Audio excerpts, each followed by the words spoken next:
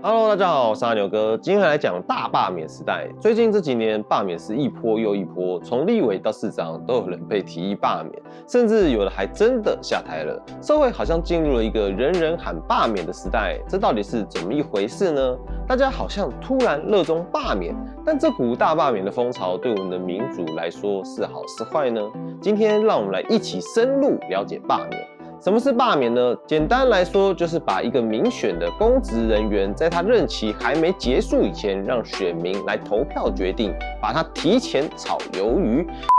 也就是撤职的民主程序，也就是说，原本我们的选举里面选出某个人来担任民意代表或首长，照理来说他可以做满4年任期的，但如果选民对他非常不满，觉得不能再等到下次选举才换人，就可以启动一个罢免机制，把他提前给换掉。听起来有点像老板对员工的概念，选民是老板，民选官员就是员工。如果员工表现太差了，老板有权提前开除他，不用等到合同期满。罢免权就是赋予选民开除权。在民主国家里面，罢免通常被视为一种直接民主的工具，因为是由人民直接投票来决定官员的去留，而不是透过议会或是法院的程序。那我们的罢免是从什么时候开始这么流行的呢？老实说啊，在罢免门槛还是很高的过去，我们虽然法律上有罢免制度，但其实这个制度在过去很长的一段时间里面，罢免是几乎没有成功过的。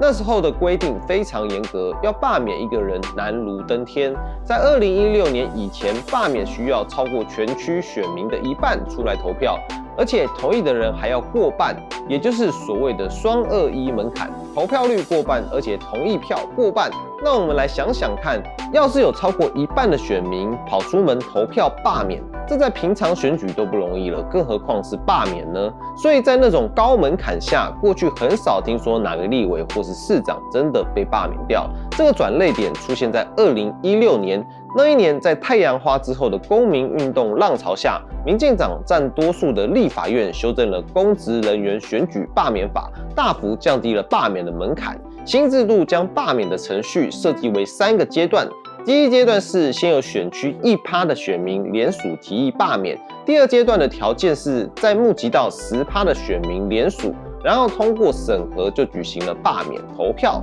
到了最后一个阶段，投票的结果只要是同意罢免的票数多于不同意的票，而且同意票达到该选区选民总数的1/4以上，也就是25%以上，罢免就通过了。换句话说，不需要超过1半的选民投票，也不用超过1半的选民同意，只要1/4的选民坚决要罢免，而且多数投票者赞成，就能够把人给罢掉。门槛一下就降了很多，罢免就从难上加难变成一件可能成功的事。门槛降低了以后，很快的我们就看到实际的影响了。2017年第一次有人尝到新法的威力，那时新兴政党时代力量的立委黄国昌遭遇到了选民发起罢免。那次投票有过半的投票者支持罢免，不过最终因为同意票虽然多，但是没达到选区总选民的25%，差一点就过了罢免门槛。昌哥是有惊无险，成为新门槛下第一位死里逃生的立委。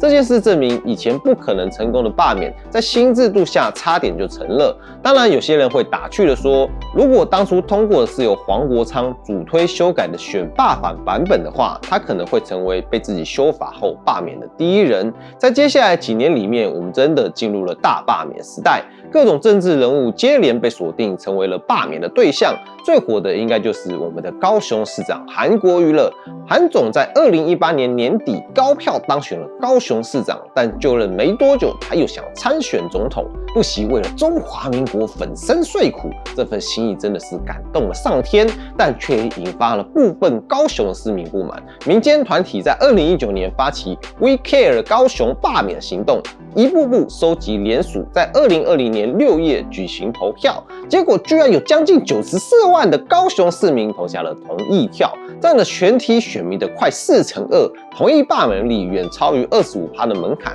韩总成为中华民国史上第一位被罢免成功的直辖市长，只能说是震撼了各界。韩总被罢免以后，罢免的风气并没有停下来，反而有点变成你来我往的政治报复了。举例来说，韩总被罢免主要是由民进党以及本土派的支持者推动的，结果接下来部分蓝营也开始酝酿反击，要罢免绿营或第三势力的立委。2021年，首先是时代力量退党的立委林昶佐遭到了蓝营团体提议罢免。接着，台湾激进党籍的立委陈柏惟也被国民党的地方势力发起罢免。之后，台中第2选区的选民投票通过了陈柏惟的罢免案，让他成为史上第1位被成功罢免的立法委员。而林昶佐的罢免投票虽然同意票过半，但是由于投票率不足，让他有惊无险的保住了位置。差不多同时，还有几个地方议员的罢免案，像是桃园市议员王浩宇也在2021年被罢免成功，成为新法上路以后第1个被罢免的议员。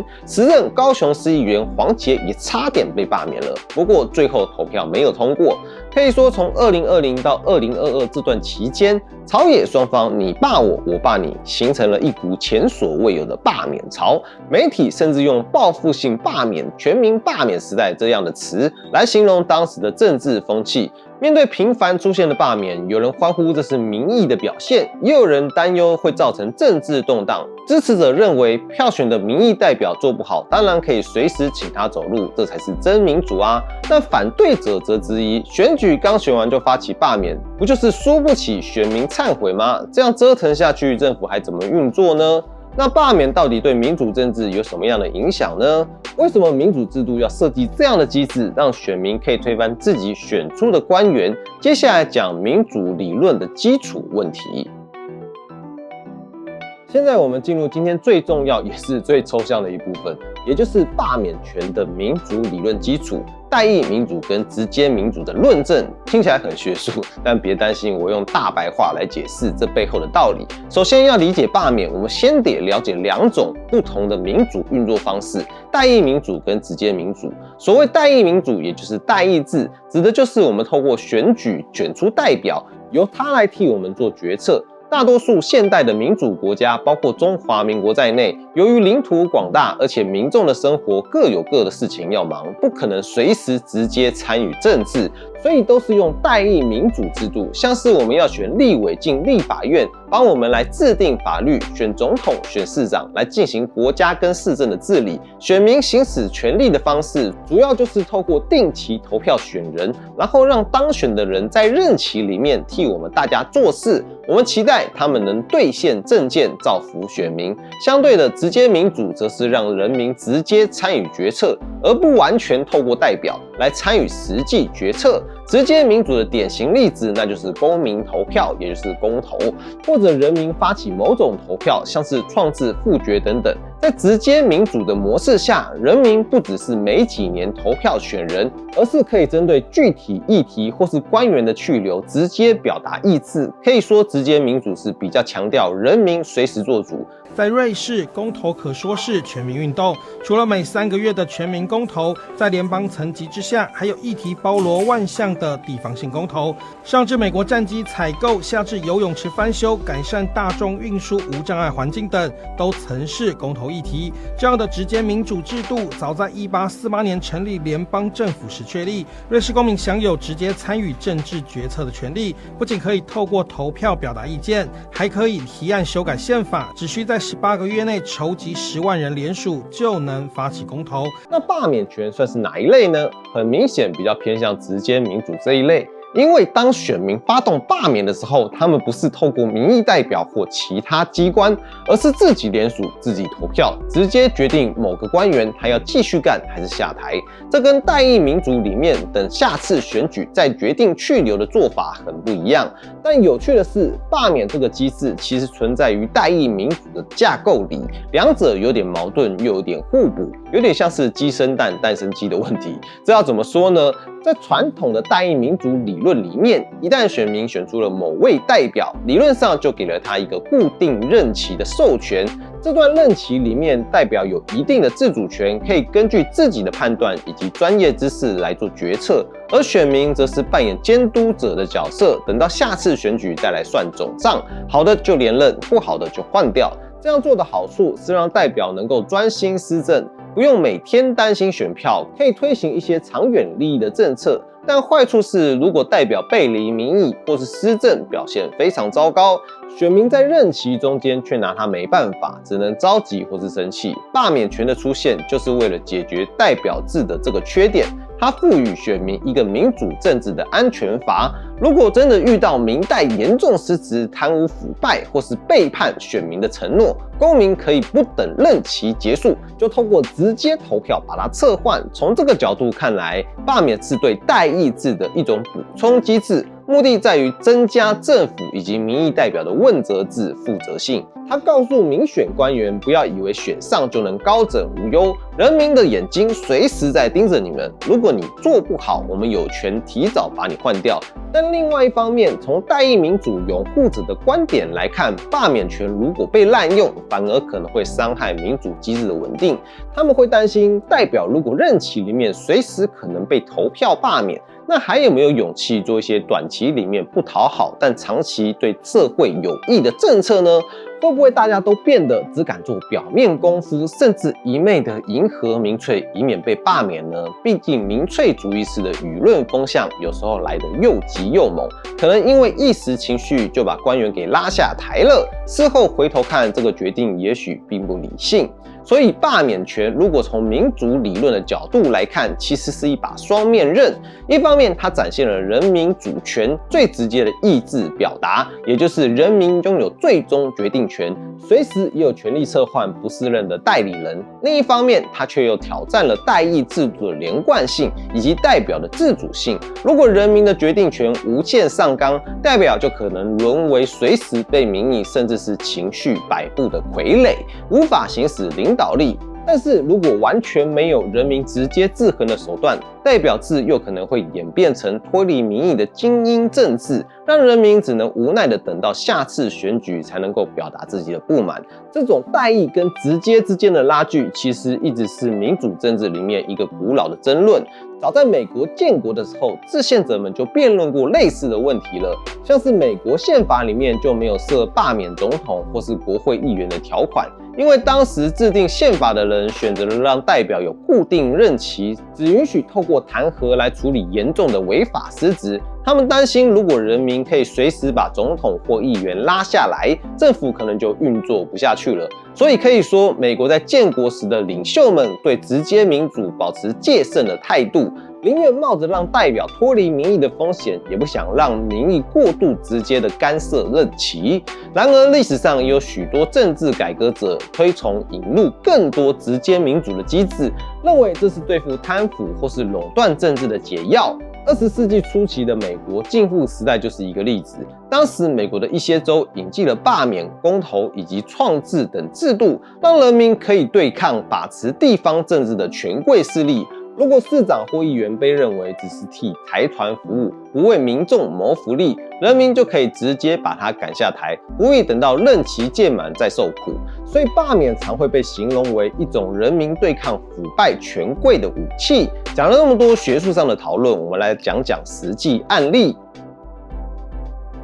罢免在各国的实际运作情况是怎么样的呢？有的国家接受这把双面刃，设计成各种不同的罢免制度；有的国家干脆不让人民罢免民选官员，而改用别的方式来达成问责。我们看国际上的案例比较，借此来了解一下中华民国的罢免在全球脉络中处于什么位置。首先，不是每个民主国家都允许公民罢免官员的。在许多欧洲的民主国家，比如英国或德国，人民是没有直接罢免国会议员或是总理的权利的。如果这些民意代表表现不好，通常会透过政党内部或是国会机制来处理。例如在这类的内阁制国家，国会对首相投不信任票让内阁下台，或政党换掉自己不受欢迎的领袖，不然就只能等下次选举再由选民决定去留。英国在2015年虽然通过国会议员罢免法，但那个罢免跟我们想的不太一样。因为在这个制度下，只有当议员犯了重罪或是严重丑闻被议会处分的时候，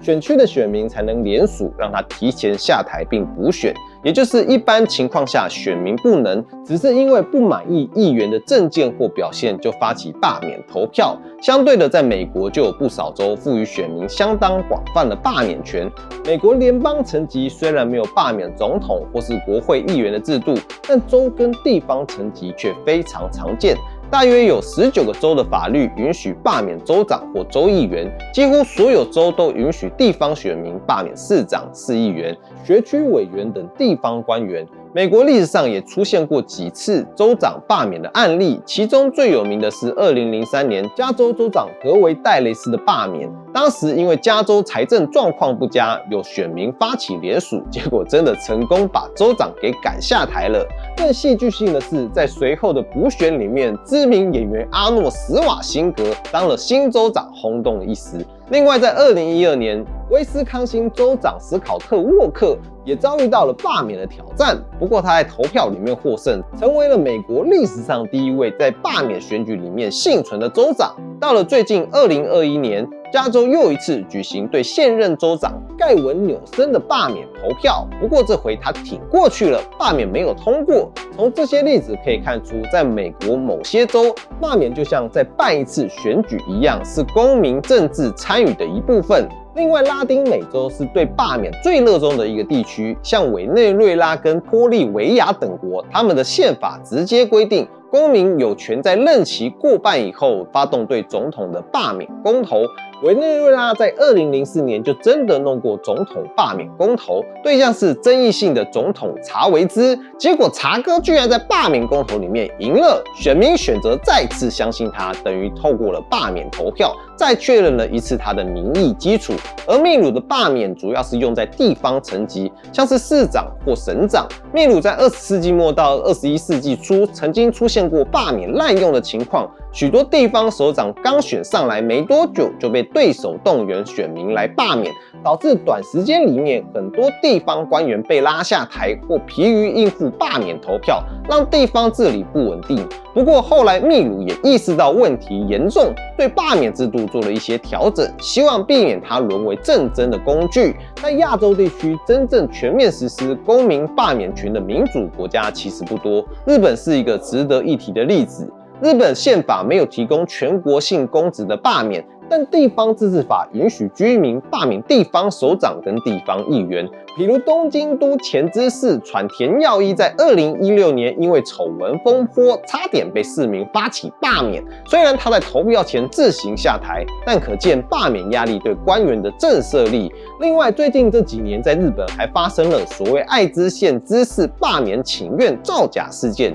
有团体不满爱知县知事大村秀章的文化政策，发起了罢免联署。结果被爆出大量签名都是伪造的幽灵人口，主导造假的人还因此被捕。这个案例也提醒我们，在罢免的实际操作里面，可能会出现舞弊等争议。像是最近有看新闻的大家都有听过的伪造联署或是死亡联署。为了防止这类乱象，中华民国在2024年年底也修法规定，罢免联署需要附上身份证影本，并把伪造、冒用联署的行为入罪化。制度设计的完善对罢免程序的公正性至关重要，但好像问题没有被改善。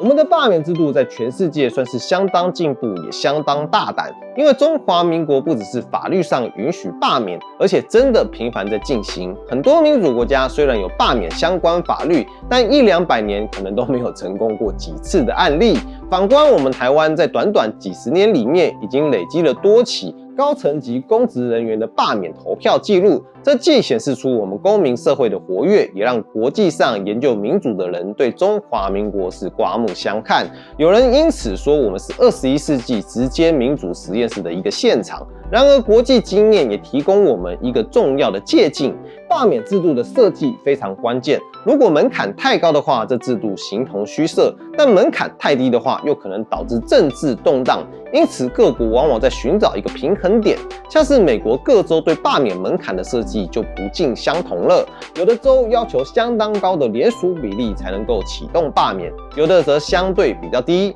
但通常州级别的罢免都需要相当多的签名才能成案，以确保不是少数人在恶作剧。而我们目前的门槛是同意票打选区选民25%，且多于不同意票，其实在国际上属于中等偏低，相对容易达成的。难怪短时间里面出现这么多的罢免案，当然这也跟我们近年来政治对立跟激化有关，大家的罢免动机都很强烈。最近甚至出现朝野阵营互相扬言要大规模罢免对方公职人员的情况，也就是所谓的全面开战大罢免潮，这都让我们不得不思考罢免权到底应该怎么用才好。